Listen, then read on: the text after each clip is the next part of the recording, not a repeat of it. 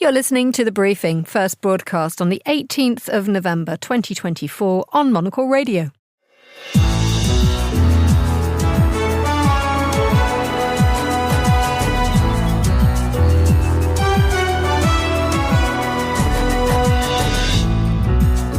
Hello and welcome to The Briefing, coming to you live from Studio One here at Midori House in London. I'm Emma Nelson, and coming up on today's programme. There's a lot of talk in the media about us receiving permission for respective actions, but strikes are not carried out with words. Such things are not announced. Missiles will speak for themselves. Volodymyr Zelensky welcomes the US allowing Ukraine to use American long-range missiles to attack Russian targets. We'll examine how much this could alter Ukraine's war against Moscow and what the reaction could be from Vladimir Putin. Also ahead, why a Trump administration could provide further headaches for the US aircraft giant Boeing.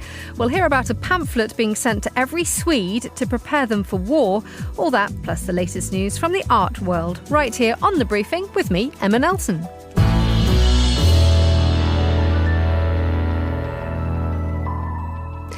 The US has finally agreed to allow Ukraine to use its long-range missiles to strike deep into Russian territory. The decision marks a major change in White House policy, which until now has held back. Well, to tell us more, I'm joined now by Olga Tokaryuk, who's a Ukrainian journalist and fellow at Chatham House, and to Stephen Diel, Russia analyst and regular Monocle Radio contributor. Good afternoon to you both. Good afternoon. Olga, if we could begin with you, could you just outline what kind of weapons the Ukrainian military now has at its disposal, thanks to this decision by the White House? Yeah, so we are talking about long-range ATACMS missiles that Ukraine have had for a while already. They have been supplied to Ukraine by the United States, as well as similar missiles made by the UK, Storm Shadows, and France, Scalp.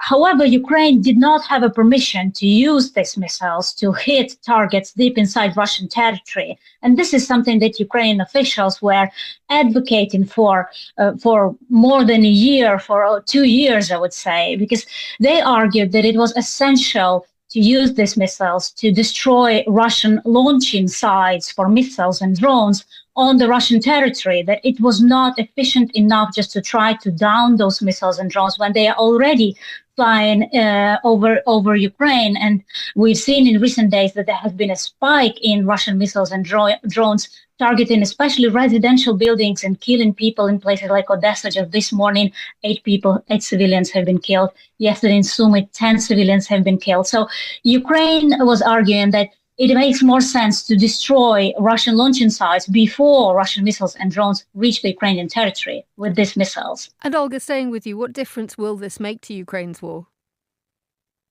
Well, it definitely would enhance Ukraine's negotiating position.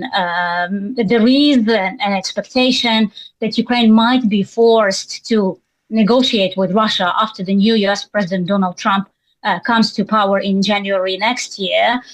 So apparently this move by Biden administration is seen as something that is to boost Ukraine's negotiating position, but also obviously give Ukraine a little bit more flexibility and better ability to protect its sky, to protect its civilians from Russian missiles and drones. Stephen, let's bring you in here. How much did the introduction of North Korean troops into the fight change minds? On the Western side, I take it you mean, yeah? I think there's a number of factors here. That is definitely one of them, because that has really changed the nature of the conflict. They estimate 10 to 11,000 North Korean troops in the Kursk region, the region that Ukraine took part of, the Russian region, back in the summer. So that is one thing. I'm also convinced, though, that the election of Donald Trump has got a great deal to do with this. It's almost as if Biden is saying, well, what have I got to lose now?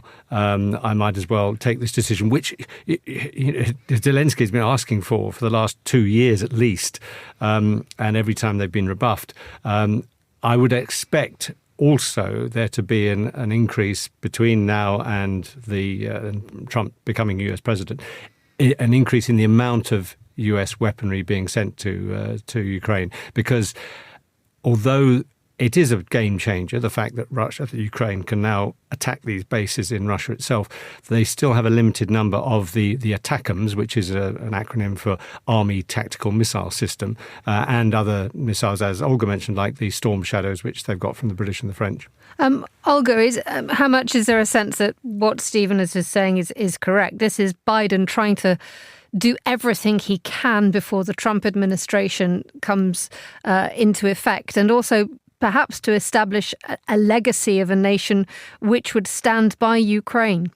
Yes, absolutely. I agree with that assessment. And there has been talk about Biden actually allowing Ukraine to use ATACMS in the past month. So at least since early September, at least since the start of Ukraine's offensive in Kursk region, that Ukraine also used them as an argument to kind of press the U.S. administration for this permission to use long-range missiles. Ukraine said, look, we are able to take the initiative in the war against. We were able to launch this surprising Kursk offensive. So we need to be kind of encouraged and rewarded for that. So please lift that ban.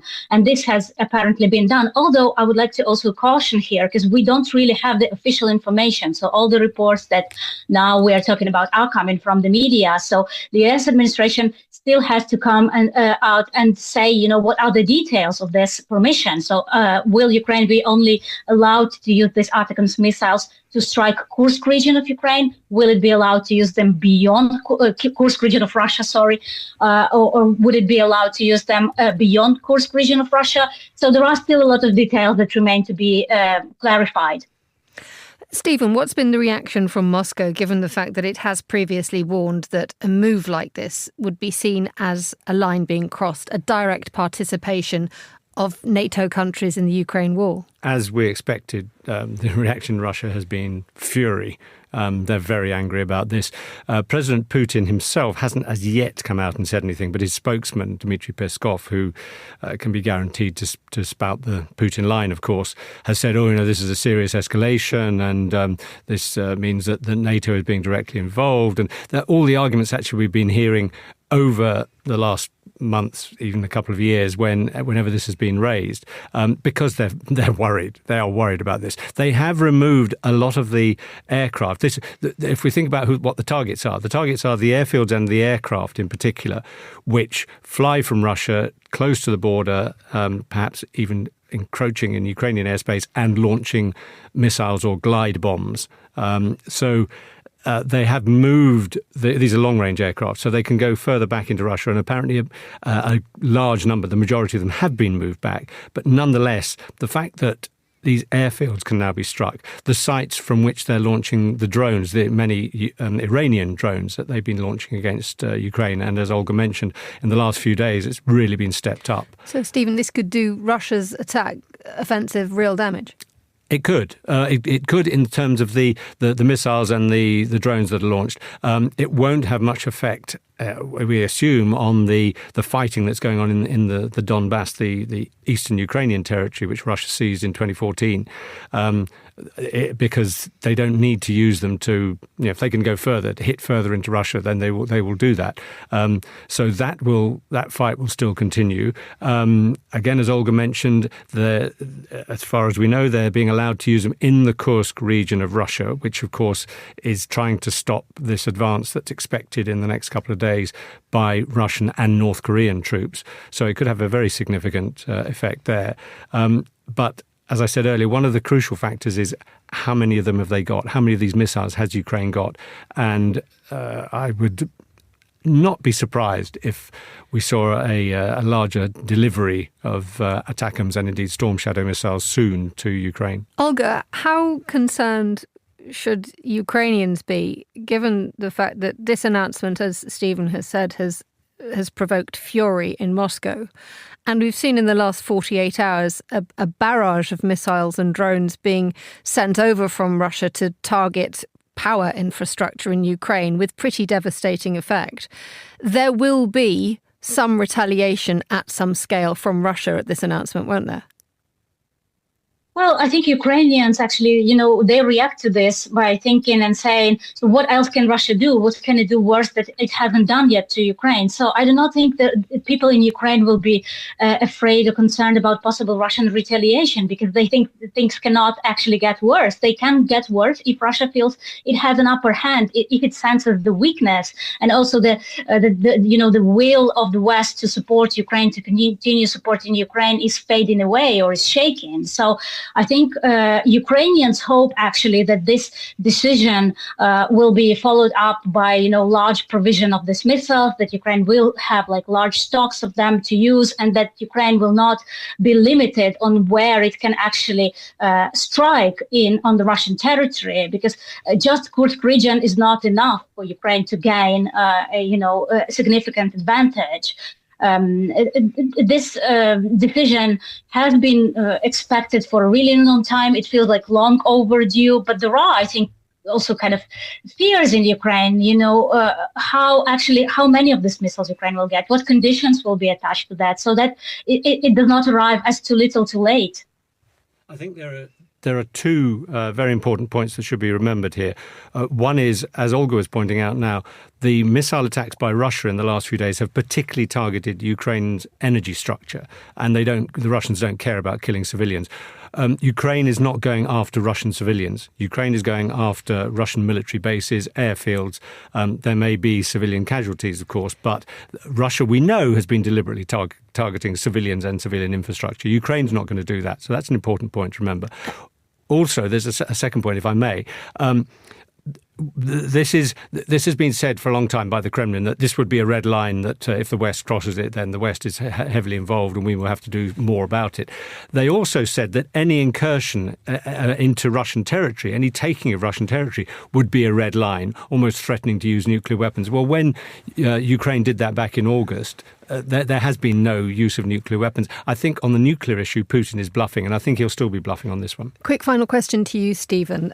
What message does this send out to Ukraine's other allies? I mean, we've talked about the UK and France with its Storm Shadow missiles, but last week, the German Chancellor, Olaf Scholz, had a telephone conversation with Vladimir Putin. This sends a big message, particularly to Germany. And let us be fair, Germany has been the second biggest contributor of weaponry and indeed funds to Ukraine. So although we can at times have a go at the Germans that they haven't perhaps done all they could do, they have done a lot. And I think this sends a huge signal to them. Look, US, Britain, France are all going for this step up of using their weapons. And I think that will help Scholz to actually say, particularly to the business community in Germany, which has been the one behind the scenes that's been saying, come on, we used to do business with Russia, a lot of business, we want to do business.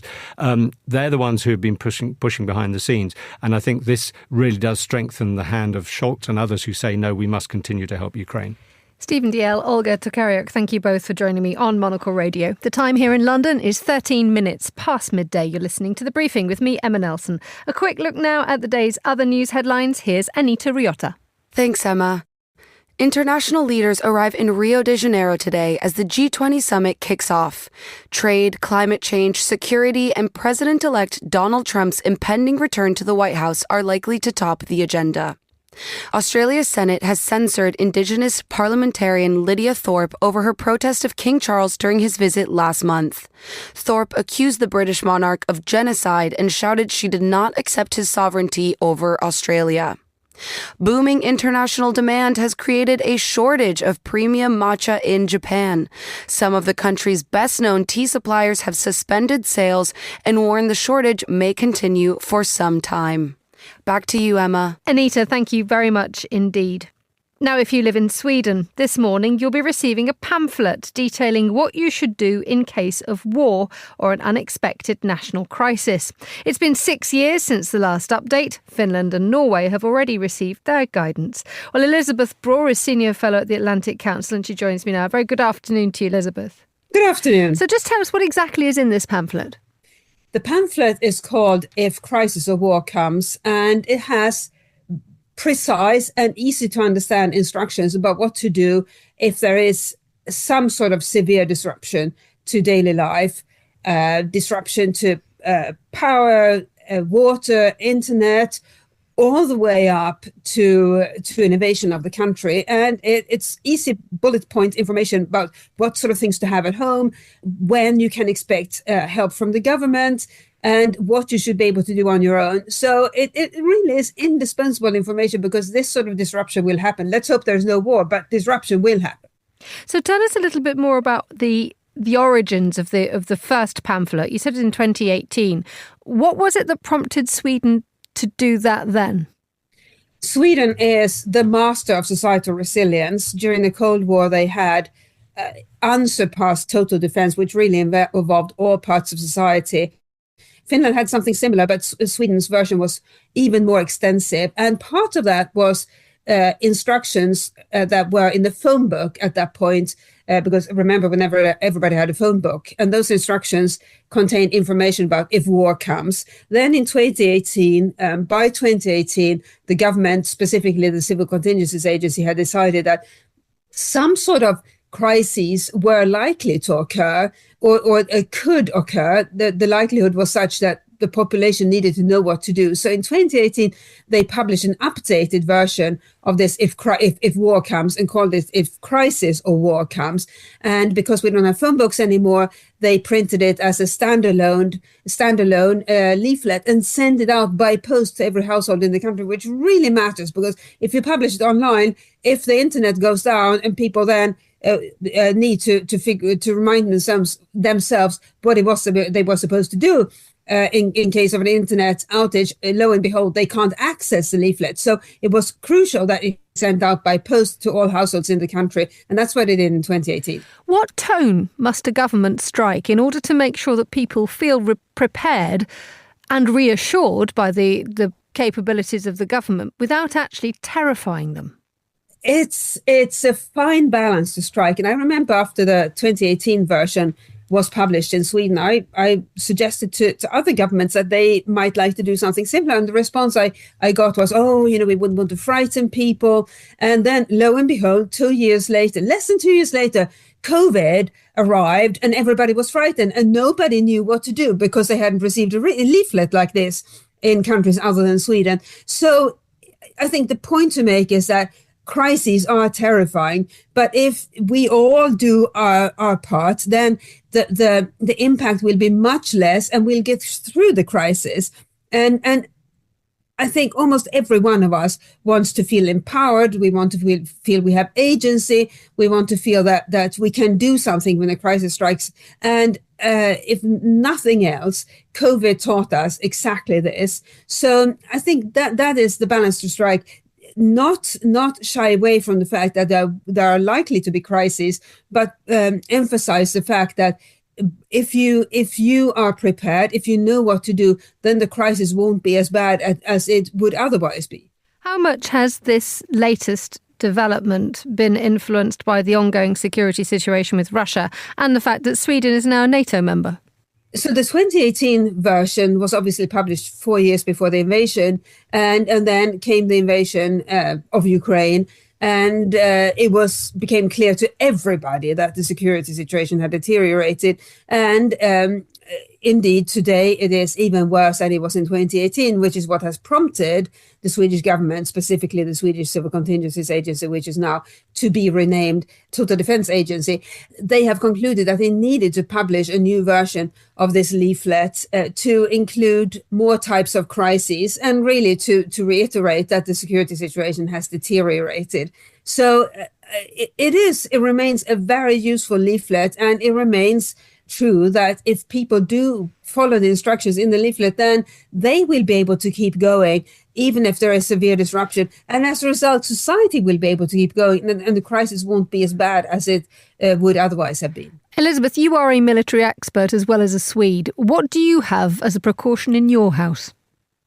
Well, I'll tell you what I have, and that's thanks to the City Council of San Francisco, where I used to live for many years. And the City Council of San Francisco surprisingly issued similar instructions, not for fear of any invasion or other crisis caused by hostile state, but as a result of the earthquake risk. So I always have bottled water at home. I always have torches. I always have tin food, and that is exactly what you need. And I remember to this day vividly the public awareness campaigns the city would have on city buses, and it would have a glass of wine and a gallon of bottled water, and underneath the glass of wine it said "good to have." Underneath the bottled water it said "need to have." And they had the same thing with sushi: good to have, tinned tuna, need to have. So that's, I think, what people need to remember.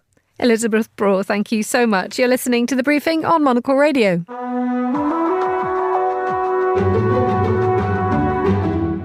Now, more potential bad news for Boeing, as well as dealing with a catalogue of serious issues over safety standards, followed by a strike which decimated the company's coffers. An incoming Trump administration may add fresh challenges.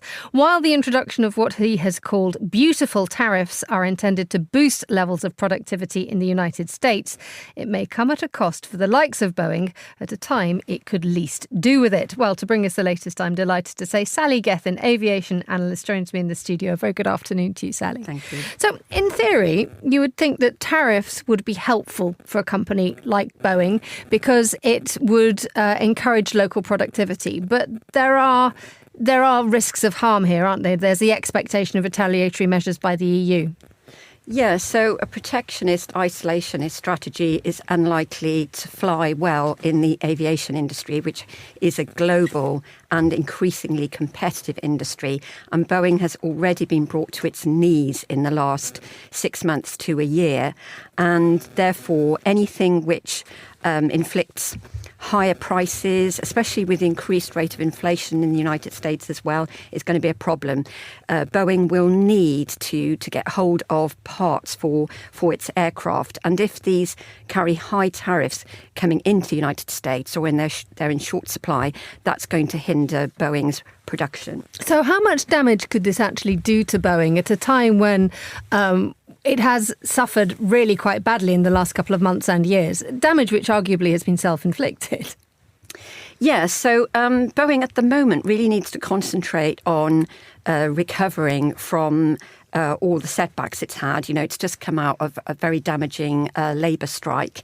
And also it has caps imposed on the number of aircraft it can produce anyway. None of these apply to its rival Airbus, for example. Boeing's only advantage in this game in the United States, where aerospace is concerned, is having its major manufacturing facilities. But if these have been severely cut like they have and they continue to be restrained, then of course that's a problem. And also Airbus has its own manufacturing base for single aisle aircraft in the United States as well. So it's well positioned. So Airbus isn't sort of solely restricted to a European manufacturing hub. In fact, Airbus has positioned itself very well globally. It also has an assembly in China as well. So it can actually ramp up production and meet demand where there's extra, there's an extra need for it. And generally, the number of aircraft being produced is not meeting the demand. I mean, Airbus estimates that 5,600 new aircraft are going to be needed for the United States market alone. Tell us a little bit about just how, you mentioned there the way that Airbus is well set up in terms of its international infrastructure. It does not need to sell all its planes directly from France. But in terms of the advantage that it has gained in the last few months and years over Boeing, I mean, how much further ahead is Airbus at the moment? It really is in a much stronger position all round because its really popular high growth sector is the A320 family, and it's just brought out a new aircraft in that range, the A321 XLR, which is destined to really corner very long-haul markets for thin, dense routes. Whereas Boeing, it just has the 737 MAX. Well, it also has other iterations of the 737. But of course, these are severely hampered. And also, if Trump does, bring in more severe measures, these could hinder Boeing's capacity to compete globally and in China, where the United States is really not in a great relationship at the moment. Let's talk a little bit about China and the fact that if Donald Trump talks about these beautiful tariffs of 60% on Chinese imports. I mean, that one wonders how much that will affect the manufacturing ability of the likes of Boeing. But also, it allows China to start to explore new markets, which arguably Boeing could have once occupied or currently occupied. They already have. I mean, China's making inroads in terms of routes and its networks into the lucrative European China market already.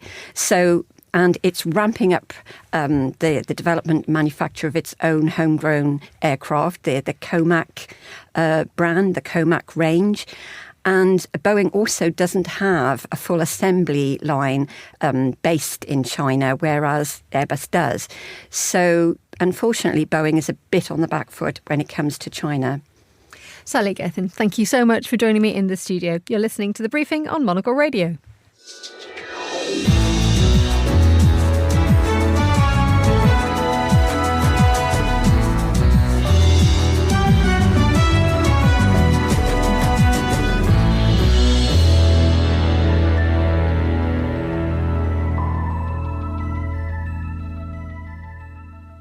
Time now for a look at the world of art with the arts and culture journalist Amma Rose Abrams. Amma Rose, I'm delighted to see you in the studio. How are you? I'm good, thanks. Good to have you with us. Right. You want to talk big numbers, huge numbers. Huge numbers, but slightly smaller than last year. But we've got this 1.2 billion estimate for the big auction houses this week for their November auctions. And so this is a total of 1.2 billion for all auction houses across the world that are doing these big international sales. Tell us what is on sale this year that is different from previous years. How's the market looking? The market is slow and quiet, or as people are calling it, soft. But it's a slowed down market. People aren't selling as much. It's like every industry at the moment. But what they're kind of thinking will bring in the sales or bring in the kind of spenders is these kind of estate sales, which is kind of where auction houses look to make a lot of money. And within these estates, these great collectors, you get some gems.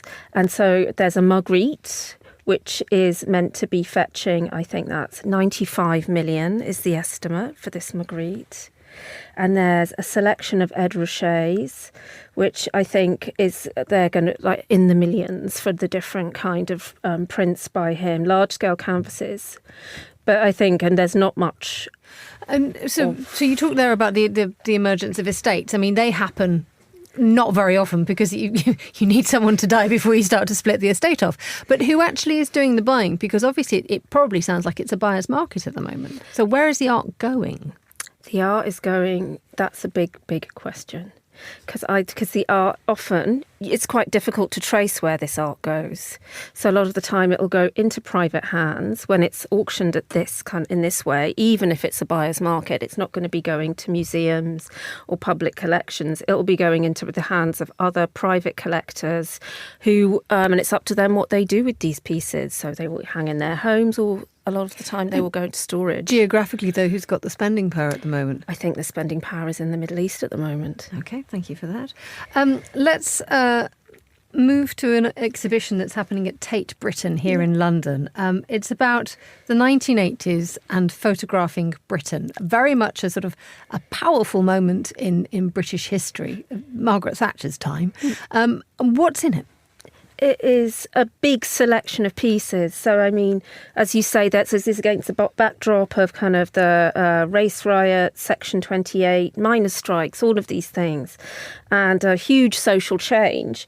But you've got names you'll recognise, like Wolfgang Tillmans, obviously was living in the UK at that time, Simon Foxton, Don McCullum, Martin Parr, Dennis Morris, these huge names. But what they've done is kind of go back and look at people who were shooting a lot, but perhaps weren't getting the attention at the time. So you've got artists like Ingrid Pollard, who's had a lot of shows recently, Armit Francis, who shot a lot of kind of I guess you would say, Black London life in the 70s and 80s, and younger photographers like Palomi Desai, who lives in London and shoots a lot in India. And then there's the amazing, really interesting photographer Amadou, who so there's some work from him as well. And so what you're getting there is this kind of survey of British culture at a time when loads of people were picking up their cameras and documenting, because so much was happening. And you're getting it, the kind of big names set against these names that you maybe didn't know but should. It's slices of everyday society, though, isn't it? It has a social snapshot. It is not a catalogue of the very privileged, is it? It is not. It's about the unseen, which I think was a big feature of documentary across the board at that time. It was about going into places, communities, parts of Britain that maybe weren't having the light shone on them in the day-to-day, and capturing and documenting what was there in a kind of maybe a more of an Orwellian practice. And the interesting thing about this is the fact that we are still talking about a time when films, then you took a photograph and you hoped that it would be developed on time. And this is probably one of the last periods where you couldn't alter your picture. You couldn't take several and then decide. It's sort of an end of an era here, isn't it?